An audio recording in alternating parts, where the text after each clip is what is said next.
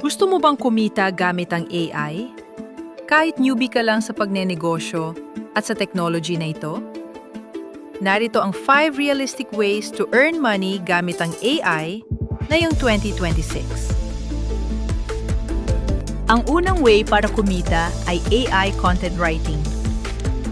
Maraming negosyo ang medyo hirap sa paggawa ng captions, product descriptions, ad copy, and emails.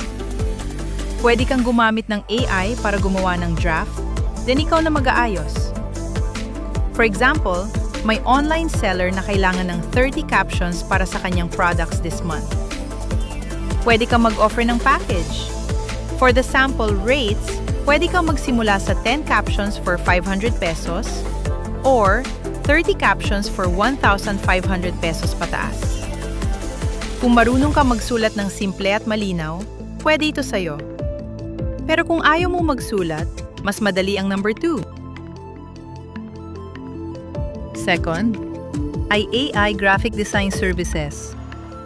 Maraming negosyo ang nangangailangan ng promo posters, menus, logos, Facebook ads, and thumbnails. Pwede kang gumamit ng Canva AI, background remover tools, at AI tools like Gemini as image generator. For example, may isang milk tea shop na need ng promo poster today. Instead of starting from zero, use AI plus Canva. Para sa sample rates, 300 to 800 for poster at 1,000 pataas for the logo. Kung marunong ka sa basics ng Canva, maganda ang chance mo mag-succeed dito. Pero kung gusto mo ng mas mataas ang kita, punta tayo sa number 3. Third, ay AI video creation. Sobrang in-demand nito ngayon.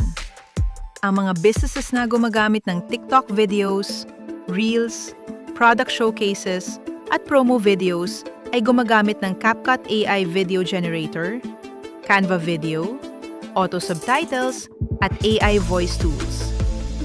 For example, may isang food business na need ng 10 videos monthly. Pwede kang gumawa ng short promo clips para sa kanila. Para sa sample rates, usually nasa 500 to 1,500 per video. Pwede rin sa 5,000 pesos pataas for the monthly rate. Depende na yan sa usapan nyo. Karamihan sa mga business owners ay walang time gumawa nito. Kaya, ikaw ang pwedeng mag-provide nito sa kanila. Pero kung gusto mong kumita kahit walang client, proceed tayo sa number 4. Fourth, ay ang digital products. Gagawa ka lang once, then pwede na ito ibenta ng paulit-ulit. Examples for the digital products ay mga planners, trackers, invitation templates, worksheets, at resume templates. Use AI for ideas, wording, content, and faster planning. Then design in Canva. Pwede mo itong ibenta sa Etsy, sa Gumroad, or sa Facebook. For example, ang isang wedding template ay pwedeng ibenta again and again. Kaya ito ang gusto ng maraming tao dahil ito ay scalable.